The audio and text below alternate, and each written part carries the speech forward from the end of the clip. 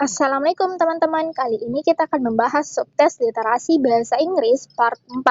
Kita langsung ke soal yang pertama. Why is plankton mentioned in the second paragraph? Jadi kenapa plankton itu disebutkan di paragraf 2? Kita cari plankton di paragraf 2. Nah ini nih, plankton. Kita baca, if, for example, jika misalnya something were to happen to the stroy, terjadi sesuatu yang menghancurkan much of the plankton in the ocean, menghancurkan sebagian besar plankton di lautan, then the oxygen content of it will drop. Maka kandungan oksigen di bumi akan turun. Affection of an organism not living in the ocean.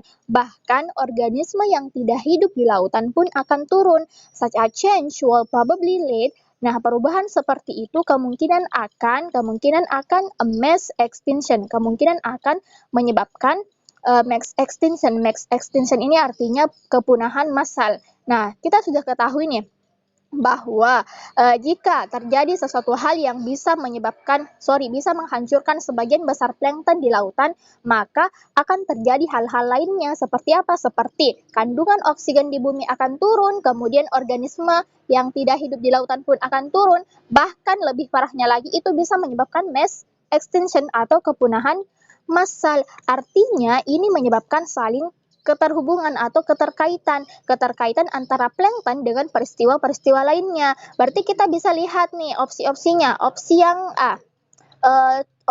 A to demonstrate the interdependency of different species. Nah, untuk menunjukkan saling ketergantungan antara spesies yang berbeda.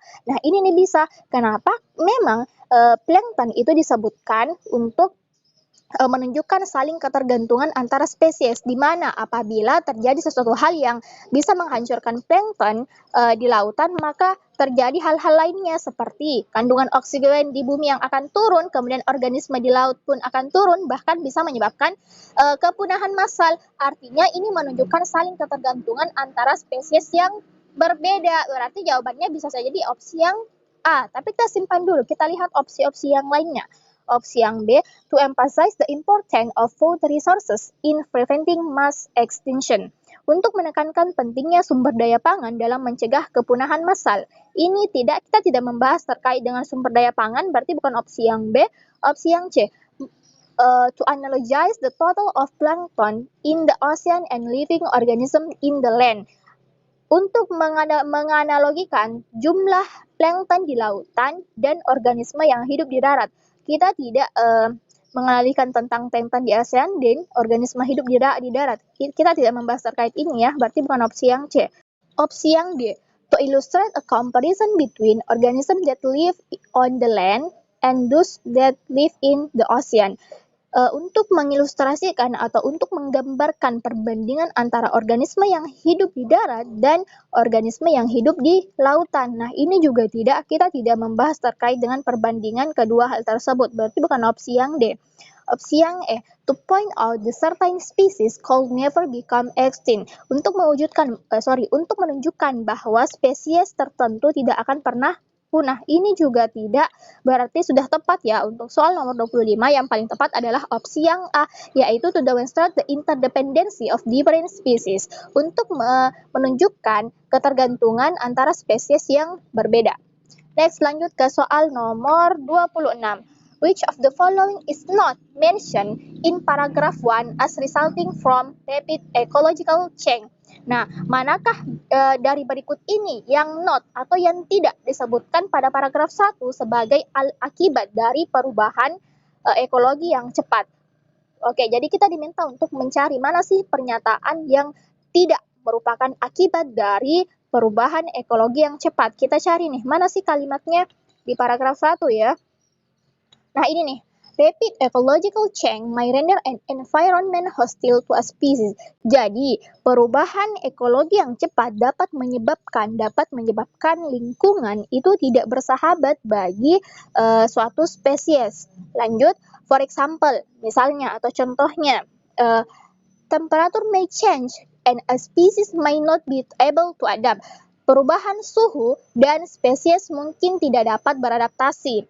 Lanjut, food resources might be affected by environmental change. Jadi, sumber daya pangan mungkin terpengaruh terhadap perubahan lingkungan which will then cause problem, yang mana kemudian akan menyebabkan masalah for a species requiring the resources, yang menyebabkan masalah bagi spesies yang membutuhkan sumber daya tersebut. Kemudian, other species might become better adapted to an environment. Spesies lain mungkin menjadi lebih mampu beradaptasi terhadap lingkungan, resulting in competition, di mana sehingga mengakibatkan persaingan atau kompetisi, and ultimately, pada akhirnya, in the death of a species, pada akhirnya kematian suatu spesies. Berarti kita sudah ketahui nih bahwa ada beberapa hal yang menjadi akibat dari perubahan ekologi yang cepat. Salah satunya adalah temperatur may change atau perubahan suhu, kemudian spesies may not be able to adapt, spesies tidak dapat beradaptasi, kemudian dan lainnya lah. Coba kita langsung analisis masing-masing opsi jawabannya. Opsi yang A, temperature change, perubahan suhu. Nah, ini tadi ada nih. Ini, temperature may change. Artinya ini merupakan alasan dari perubahan ekologikal yang cepat atau ekologi yang cepat. Berarti bukan opsi yang A jawabannya, karena kita diminta untuk mencari yang bukan alasan. Kita lanjut opsi yang B, availability of food resources. Apakah ini ada? Nah, ini juga ada nih. Food resources might be affected by environmental change. Jadi ini merupakan juga alasan dari perubahan ekologi yang cepat. Berarti bukan opsi yang B. Opsi yang C, introduction of new species. Memperkenalkan spesies baru. Apakah kita membahas terkait dengan spesies baru? Ini tidak ya, berarti kemungkinan jawabannya adalah opsi yang C. Kita lihat dulu opsi D dan E. Opsi D, inability of a species to adapt to an environment. Ketidakmampuan suatu spesies untuk beradaptasi dengan lingkungan. Nah, ini tadi ada. And species might not be able to adapt. Spesies mungkin tidak dapat beradaptasi dengan lingkungan. Jadi opsi yang D ini juga merupakan akibat, berarti jawabannya bukan opsi yang D. Opsi yang E, competition among species. Nah, ini juga ada. Persaingan antara spesies dijelaskan di ini tadi. Ini nih, resulting in competition atau persaingan, yang mana pada akhirnya, ultimately, pada akhirnya in death of a species, kematian akan spesies. Jadi, competition among species atau opsi yang E ini juga merupakan alasan dari perubahan ekologi yang cepat. Berarti bukan opsi yang E juga. Nah, yang paling tepat atau yang bukan merupakan alasan dari kenapa perubahan ekologi itu cepat adalah opsi yang C, yaitu introduction of new species. Next, lanjut ke soal nomor 27. Kita ke soal nomor 27. Kita baca soalnya. Why does the author say in paragraph 1 regarding most species in Earth history? Apa yang penulis katakan pada paragraf 1 mengenai sebagian besar spesies dalam sejarah bumi? Paragraf 1. Nah, untuk menjawab soal seperti ini sebenarnya kita tidak perlu membaca keseluruhan isi paragraf 1. Cukup kita baca ide pokok di paragraf 1. Nah, ide pokok itu biasanya terletak di awal kalimat ataupun di akhir kalimat. Nah, tapi kalau kita lihat paragraf 1 itu ide pokoknya ada di awal kalimat karena kalimatnya ini umum. Coba kita baca ya. Coba kita baca kalimat pertama paragraf 1. It is estimated over 99% of all species that ever existed have become extinct. Jadi diperkirakan lebih dari 99% dari spesies yang pernah ada itu punah. Nah, apa penyebab kepunahannya? What caused extinction? Apa penyebab kepunahannya? Nah, ini tidak perlu kita baca.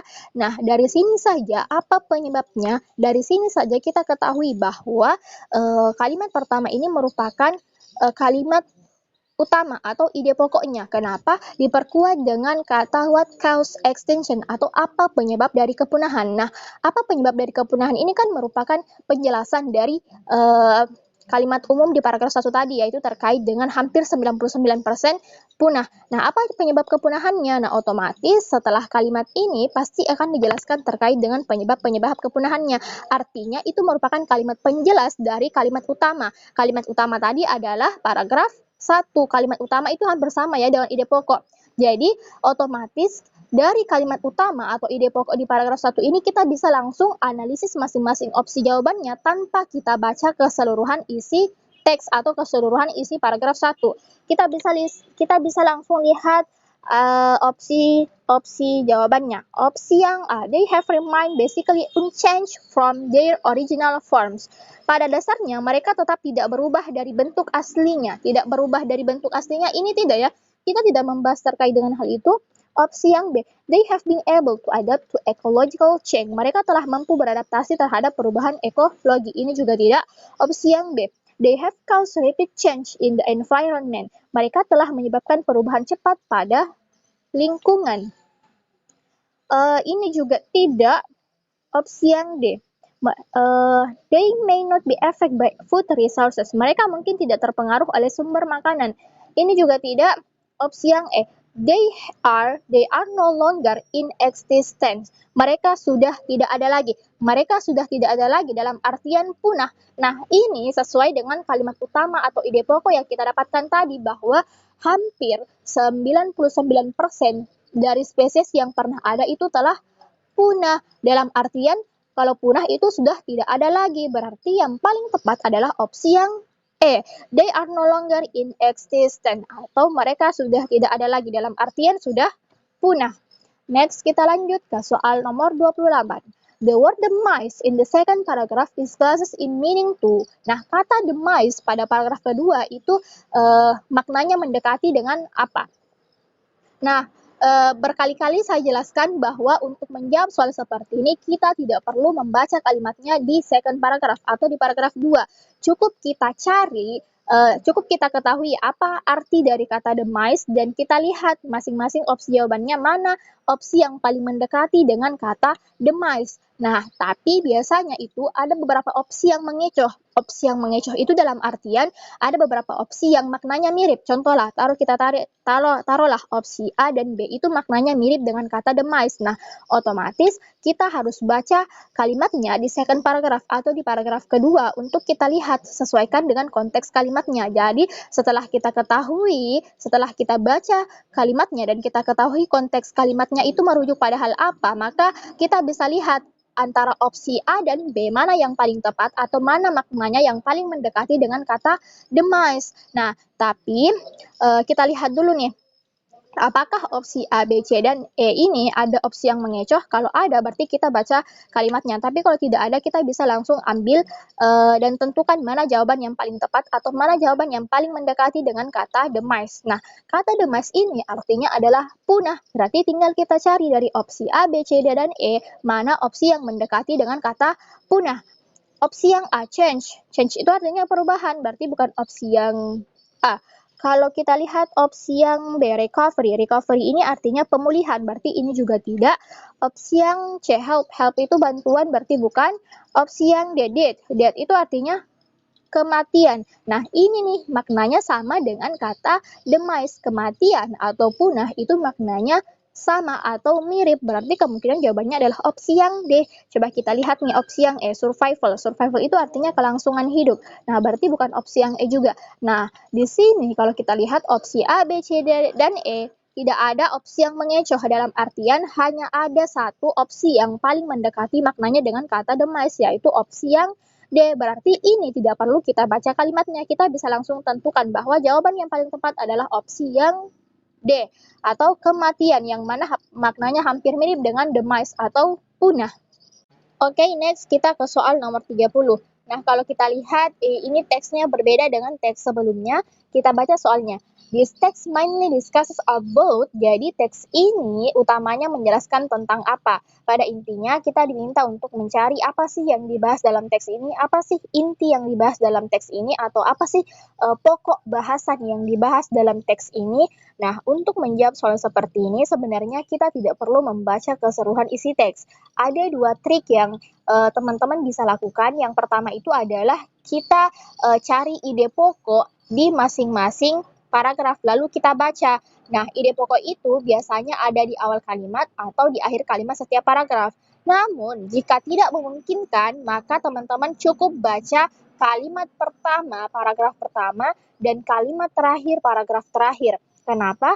Karena kalimat pertama, paragraf pertama itu biasanya berupa kalimat secara umum, di mana kalimat ini akan menjelaskan apa yang akan dibahas dalam teks, atau biasanya disebut sebagai kalimat pembuka dari keseluruhan paragraf atau kalimat pembuka dari paragraf-paragraf selanjutnya. Nah, biasanya kalimat setelahnya atau paragraf setelahnya itu akan membahas secara spesifik dari apa yang tadi dijelaskan secara umum di kalimat utama atau kalimat pertama, paragraf pertama.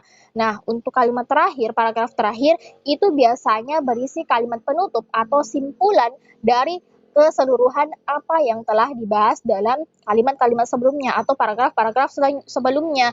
Jadi, sebenarnya kita cukup baca kalimat pertama, paragraf pertama, dan kalimat terakhir, paragraf terakhir. Coba kita baca, apakah dengan trik seperti itu kita bisa temukan inti atau topik yang dibahas dalam teks ini. Coba kita baca kalimat pertama, paragraf pertama.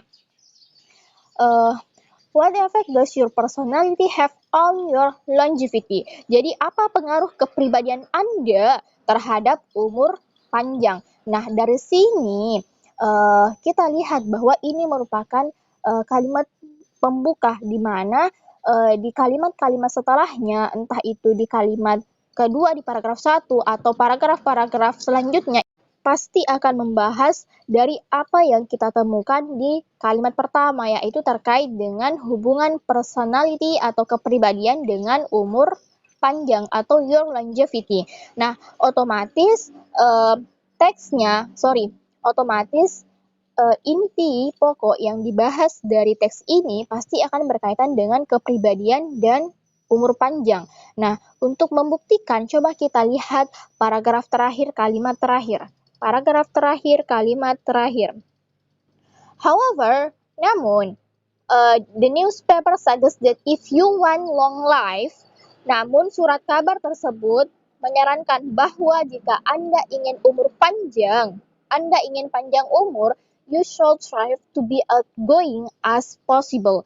Anda harus berusaha bersikap seterbuka mungkin. Nah, ini juga akan membahas terkait dengan long life atau panjang umur dan juga kepribadian, dibuktikan dengan Anda harus bersikap seterbuka mungkin. Artinya ini sama dengan apa yang kita temukan di paragraf pertama tadi, khususnya di kalimat pertama, yaitu membahas terkait dengan personality dan panjang umur. Nah, paragraf 2, 3, atau paragraf antara paragraf pertama dan paragraf terakhir itu pasti akan membahas terkait dengan apa yang kita dapatkan di paragraf pertama, kalimat pertama, dan kalimat terakhir, paragraf terakhir, yaitu terkait dengan kepribadian dan umur panjang. Hanya saja mungkin di paragraf 2, 3, atau paragraf antara paragraf 1 dan paragraf terakhir itu mungkin secara lebih spesifik saja, tapi pada intinya tetap akan membahas dari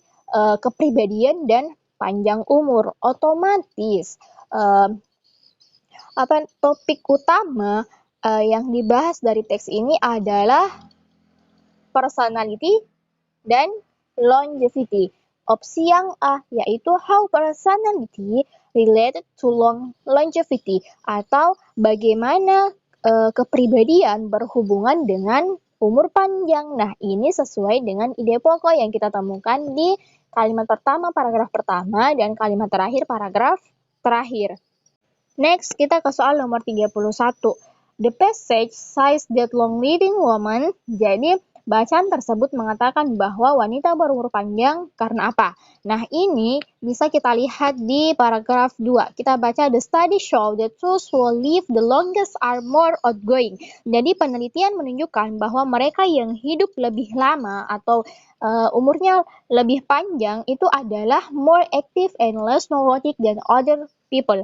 Adalah orang yang lebih supel, lebih aktif dan tidak terlalu neurotik dibandingkan dengan orang lain.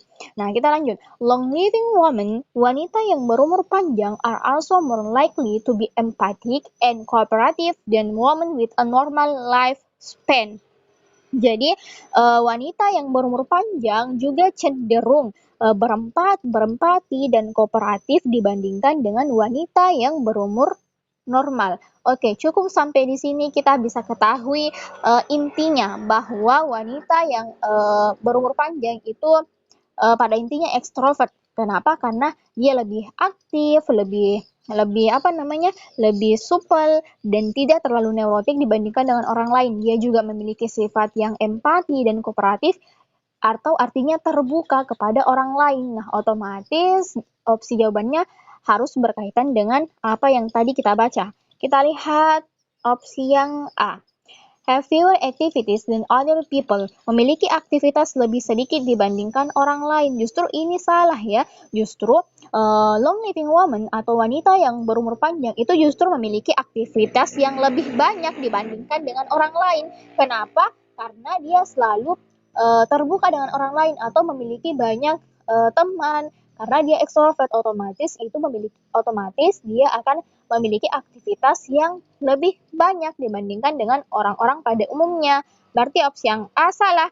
Opsi yang B, are likely to be extrovert. Nah, ini adalah cenderung extrovert. Nah, ini sesuai dengan apa yang kita baca tadi bahwa orang-orang yang berumur panjang itu cenderung extrovert, di mana dibuktikan dengan dia yang lebih aktif, lebih supel, dan tidak terlalu neurotik dibandingkan orang lain, kemudian kooperatif, kemudian empati, dan juga terbuka kepada orang lain. Nah, ini juga ada nih disebutkan kata extrovert di paragraf 2. Nah, pasti ini juga sama dengan apa yang tadi kita baca di 2 kalimat sebelumnya. Pada intinya, kata extrovert ini hanya melanjutkan dari 2 kalimat sebelumnya.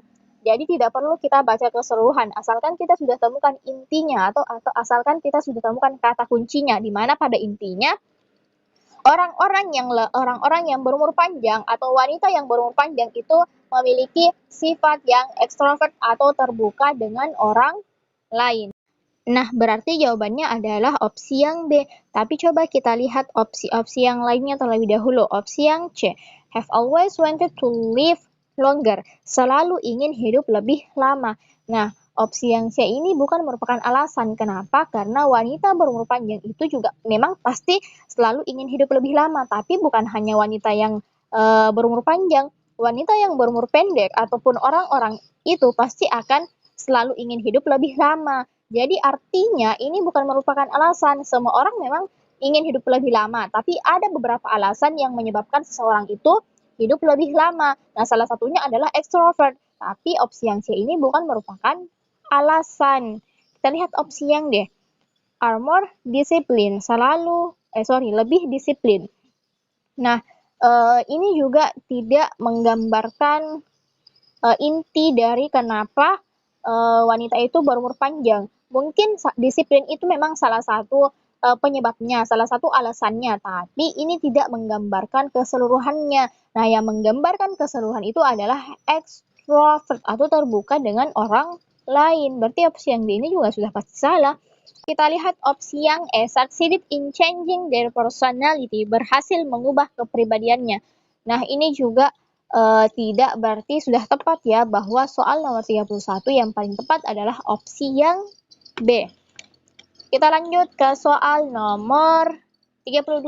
In line 8, the word outgoing can be replaced with. Jadi, di baris ke-8, kata outgoing itu dapat diganti dengan kata apa? Nah, untuk menjawab soal seperti ini, kita perlu ketahui dulu nih, apa sih arti dari kata outgoing. Nah, setelah kita ketahui, kita cari mana opsi yang maknanya paling mendekati dengan kata outgoing. Karena makna yang paling mendekati dengan kata outgoing itu bisa kita saling menggantikan. Artinya, mau itu pakai outgoing atau opsi yang maknanya sama dengan outgoing itu tidak apa-apa, asalkan maknanya sama. Jadi, pada intinya kata itu saling menggantikan. Nah, coba kita lihat masing-masing opsi jawabannya dan kita cari mana sih opsi yang maknanya sama dengan kata outgoing. Kata outgoing ini memiliki arti supel atau pandai bergaul atau lebih terbuka kepada orang lain. Nah, dari opsi A, B, C, D, dan E, tinggal kita cari mana sih maknanya yang mirip atau mendekati dengan kata outgoing. Kita lihat opsi yang A, living. Living itu artinya meninggalkan, berarti ini sudah pasti salah. Opsi yang B, retired. Retired itu artinya pensiun, berarti bukan ini juga. Opsi yang C, amiable. Amiable ini artinya ramah. Nah, ini maknanya mirip dengan kata outgoing. Ramah atau pandai bergaul itu maknanya sama. Otomatis yang dapat menggantikan kata outgoing pada baris ke-8 itu adalah opsi yang C atau amiable atau ramah. Kita lihat opsi yang D dan E. Opsi yang D itu anxious. Anxious itu artinya gelisah, berarti ini sudah pasti salah. Opsi yang E, pious, itu artinya soleh, berarti bukan juga ini. Ke soal nomor 33. The word toast in line 18 refers to, jadi kata toast di baris ke-18 itu merujuk pada, oke kita baca dulu nih, kata toast itu ada di mana? Ini nih, baris 18. Those who were more self-discipline. Jadi, mereka itu yang memiliki sifat lebih disiplin atau mereka itu yang lebih disiplin. Nah, kata toast itu artinya itu. Nah, otomatis ini merujuk pada kalimat sebelumnya. Berarti kita harus baca kalimat sebelumnya nih. Nah, dimulai dari kata interestingly. Interestingly, menariknya. However, namun, other traits that you might consider advantageous had no impact. Jadi, sifat-sifat lain yang mungkin Anda anggap menguntungkan had no impact, tidak memiliki impact atau tidak memiliki dampak in the study in whether participants were likely to live longer. Tidak memiliki dampak dalam penelitian ini terhadap apakah peserta cenderung hidup lebih lama. Nah, kata itu atau mereka itu yang lebih disiplin merujuk pada kata partisipan atau peserta. Jadi, kata tools pada baris ke-18 itu merujuk pada partisipan atau peserta.